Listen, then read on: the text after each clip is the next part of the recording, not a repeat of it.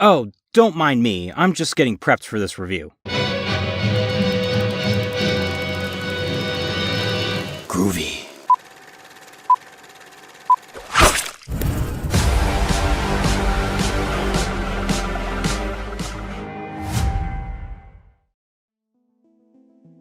What is up, everybody? Welcome back to Real Horror. I'm Tensa, and today we're heading back to the woods with the balls-to-the-wall sequel, Evil Dead 2. The original Evil Dead suffered a disappointing initial gross of just over $100,000 domestically, only opening in 15 theaters. However, positive word of mouth from critics, including one of the masters of horror himself, Stephen King, helped the film become a sleeper hit and go on to rake in $2.7 million.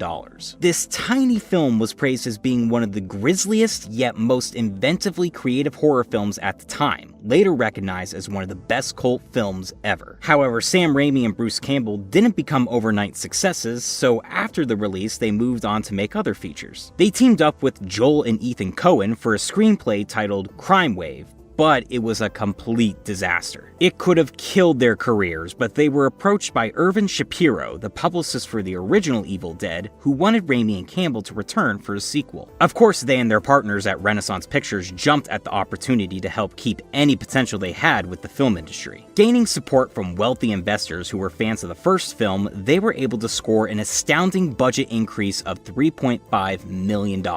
It was decided that for a follow-up, they wanted to keep the horror aspect, but throw in a bunch of dark comedy as well. The story would sorta pick up where the last one left off, except it would include a recap of the original that plays out drastically different, with just Ash and Linda arriving at the cabin, her becoming possessed, and the Book of the Dead not being destroyed. Although it would continue a new story that would pick up after Ash was taken by the evil force. The production was more professional this time around, filming in the woods of Wadesboro, North Carolina, but also getting an actual set for the interior of the cabin. So with a bigger budget and more efficient production, would Raimi and Campbell be able to outdo their first little independent film? Let's take a look. The movie begins with a narration explaining Necronomicon Ex Mortis, the Book of the Dead, which disappeared in the year 1300 AD. Then just cut to Ash and Linda on their way to the cabin in the woods. They're not renting it or anything, they're just taking a chance that no one will be occupying it. A pair of risk takers, these two. They arrive at the cabin, Linda dances around, she already has that necklace we saw previously, and Ash's personality is much different now. What do you say we have some champagne, huh, baby? Huh? Sure.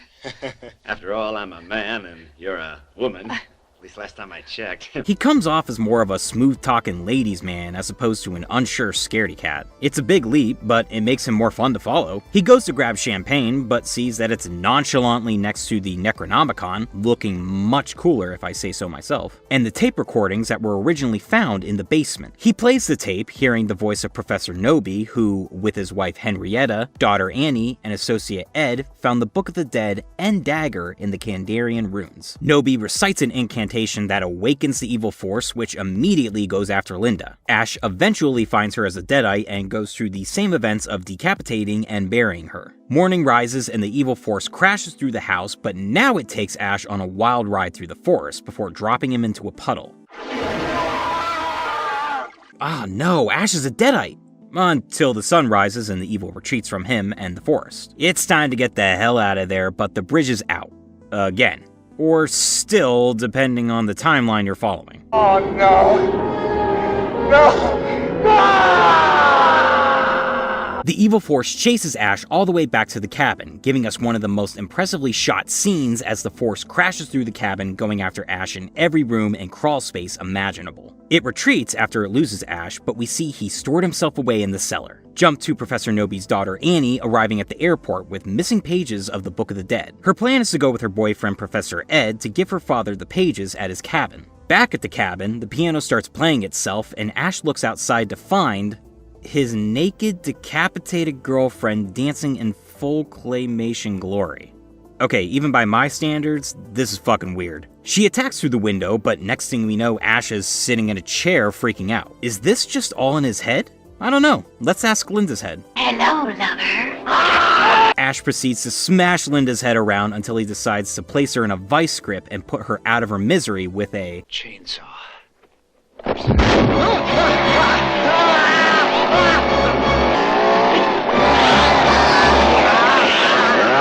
This is batshit insane. Ash manages to pry the chainsaw from Linda's body and cut into her head, blood spraying everywhere, including onto the light bulb, giving us another oddly appealing red tint lighting moment. Ash retreats back to the cabin, trading the chainsaw for a shotgun, then tries self-reflecting again.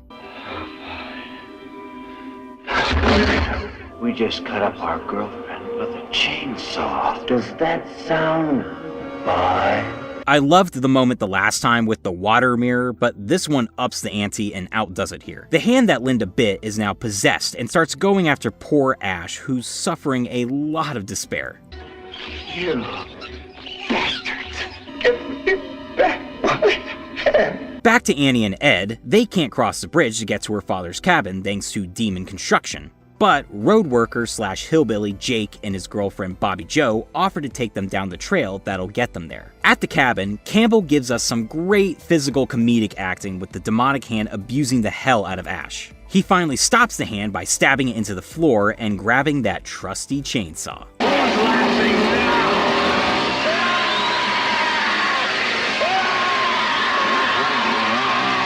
He traps the hand under a bucket, placing a farewell to arms on top to hold it down. As he tapes himself up, the hand escapes, getting into wacky shenanigans until it looks like it was shot within the wall.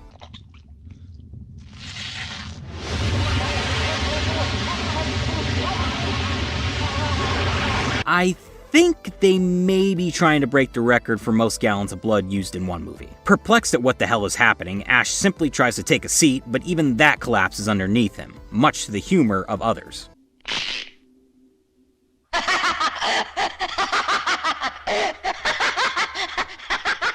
The whole cabin erupts in laughter from inanimate objects, making Ash completely bonkers, even dancing with a lamp, and almost succumbing to the madness. I'll be honest, I think I'm going a little crazy myself. However, the arrival of Annie, Ed, Jake, and Bobby Jo bring him out of it. The men pin him down and beat him up as Annie comes in seeing the bloody chainsaw, believing he must have killed her parents, so they toss him into the cellar. Upstairs, Annie plays her father's recordings, which reveal that her mother became possessed, and he couldn't bring himself to dismember her, so he buried her in the cellar. God help me, I buried her in the earthen floor of the fruit cellar.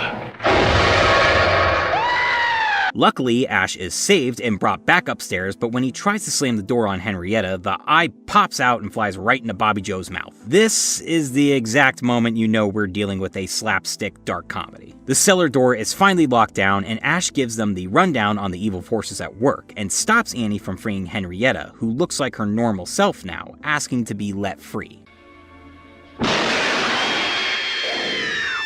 We are the things that were and shall be again. And just like that, a character we never got to know is a Deadite. Let's give him a good send-off.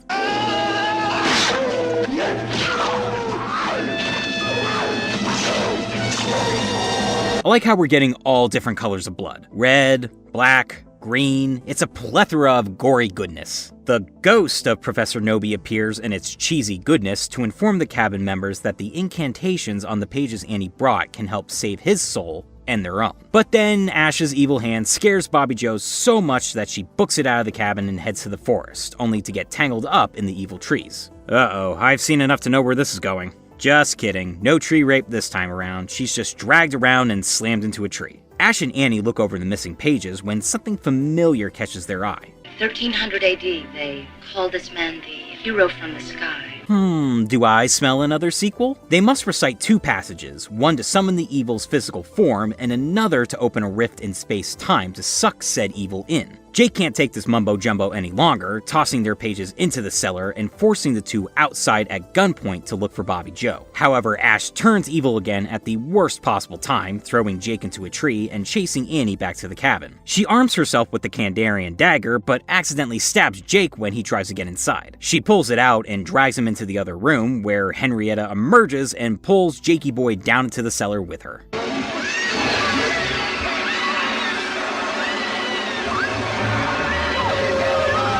Pure, absurd carnage madness. But it does make you wonder if Jake was a big hit at blood drives. Ash is back in the cabin, tossing Annie into the wall, but after finding Linda's necklace, he reverts back to his normal self, even though Annie briefly thinks he's still evil and swings an axe at him. Damn it! I said I was all right!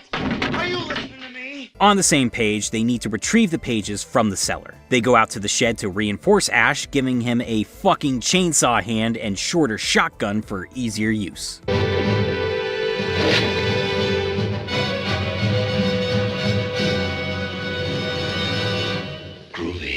Motherfucking badass! Ash heads into the cellar, did you spot the Freddy Krueger gloves on the door? And successfully recovers the missing pages. He throws them up to Annie, but on his way back up, Henrietta trips him up from under the stairs. Annie reads the first incantation, but Henrietta jumps up and attacks her, floating around the room with her. Ash makes his way back up and challenges the undead bitch to a fight. She transforms into some Tim Burton-looking nightmare, but Ash has no trouble dismembering the abomination. I'll swallow your soul! I'll swallow your soul!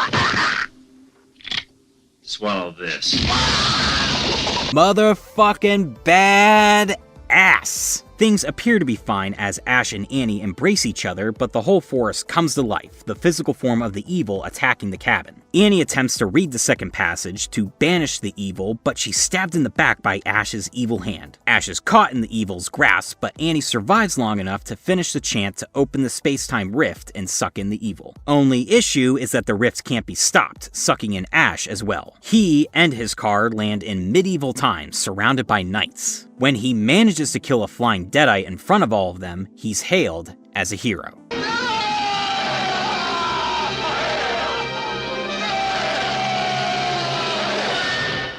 My overall thoughts on Evil Dead 2. It's an insane, fun sequel. Or is it a remake? That's the big debate I've seen coming into this series because of how it completely changes the events that took place in the original. Apparently Sam Raimi didn't own the rights to his own film, not sure how that happens, so he was unable to use footage from it to bring everyone up to speed in the beginning. To me, it's a sequel that just retcons some stuff from the original. I'm sure most of you are aware I don't like retcons, but this one sticks close enough to what originally happened that it doesn't bother me. Anyways, yes, this movie is packed with carnage and humor goodness. It takes what the original did and pushes it to the nth degree. More money certainly helps Raimi go beyond his original, even though that had its charms with the cheapness. Now the door was opened for the blood and gore to be lifted so far over the top that you find yourself laughing more than screaming from disgust. I mean, there are just geysers of blood being sprayed throughout. I think it's hilarious, and I applaud the absurd nature of it because it helps establish that they're not necessarily going for straight horror anymore. The large amount of slapstick sure helps too, between Ash fighting his own hand and the eyeball pop with Bobby Joe, but the overuse of blood reinforces that it's not taking itself too seriously. The designs of the Deadites were vastly improved as well. They were the best part of the original, and I can't knock them here. It's just that now the prosthetics and effects were upgraded, giving them more hellish qualities. Evil Ash is fairly creepy and threatening, like he could beat the shit out of you before actually eating you or whatever. Deadite Ed is so demonic, looking nothing like his normal self, but truly like something that crawled its way out of hell. And Henrietta, who was actually played by Raimi's brother Ted under all that makeup, is similar to Cheryl, trapped in the cellar looking worse and worse until the final showdown. That long-necked demon she turns into, while looking a little hokey, is pulled off much better and is more believable than the claymation decomposition of Scott and Cheryl. The camera work is once again top-notch. You've got Ash spinning in the air through the forest at high speed, and goddamn I love that chase through the cabin. It's not just following him, it's crashing through doors and walls and fitting into small crevices. To do all that in what looks like one long fluid take is as impressive as it gets with camera movement. And the cinematography is polished up, looking much cleaner, focused, and professional, but still somehow maintaining that indie charm. The star, though, is, of course, Ash. He is such a different character from his original counterpart, but honestly, it's an upgrade for him. Right off the bat, he's not portrayed as this timid guy and is far more assertive, never hesitating to fight back. This does sort of abandon any sort of serious character arc, but instead makes us question just how much abuse he can take before completely losing his mind. Instead of just taking him over totally, the Deadites test his patience and sanity, making you wonder just how much is actually happening at times. He's forced to kill his girlfriend twice, become possessed briefly, cut off his own demonic hand, chase that hand around, then essentially swim in a fountain of blood. At that point, he just wants to fucking sit down.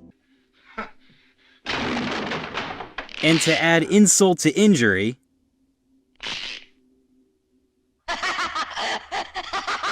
this point in the cabin is where I think he could have been swallowed up by the madness, but the arrival of Annie is what saves him. From there on out, he just gets to show how awesome he is by killing Deadeye Ed, once again overpowering the Deadite in himself, and suiting up to take on the Deadite Henrietta in order to get the missing pages that'll help save them. Campbell makes Ash a much more admirable character, more of a legit hero as opposed to just being the last one alive at the end. His performance is fantastic, putting himself through a huge amount of misery. What he does in the possessed hand scene is excellent, but coming out a grade A badass. The rest of the characters are nowhere near as memorable. You hardly get any chance to know them before they're taken out, with the exception of Annie, who was a nice addition. She had a real purpose, connected to the professor who brought back the Book of the Dead and was able to assist Ash in getting rid of the evil. I would have liked it if she survived, because she also made a decent love interest for Ash. Meanwhile, Ed, Jake, and Bobby Joe aren't given anything to do other than being victims for the Deadites. I'd say they're my biggest complaint because while the actors in the original weren't amazing, you could at least get a sense of who they were as people before they were dispatched. Also, I've never been super keen on the ending. I know it's hinted at that Ash was around in 1300 AD to defeat the Deadites, and it sets up another sequel, but throwing him into that period of time feels so out of left field for me. In a movie where a bunch of demons take over people and pools of blood are shot out of walls, hurling our main character into the days of Castle and Knights is the oddest part for me. So while the side characters were forgettable, there are still some questionable stop-motion effects, and I'm mixed on the ending. This is an insane, amazing sequel that succeeds in outdoing the original with over-the-top blood and gore. The dark humor is blended in well at certain points. The camera work and cinematography are executed beautifully, special effects are cranked up an extreme notch, and we get one of the most iconic heroes in horror with this confident version of Ash. I give Evil Dead 2 4.5 chainsaws out of 5. But let me know your thoughts. Do you prefer the straight up horror of the original, or do you like the bit of comedy mixed in? Did you like the switch Campbell made with the character of Ash? And what was your favorite kill? Don't forget to subscribe and follow my Twitter and Instagram. Links to those are in the description. Next week, we get medieval with Army of Darkness. Until next time, peace.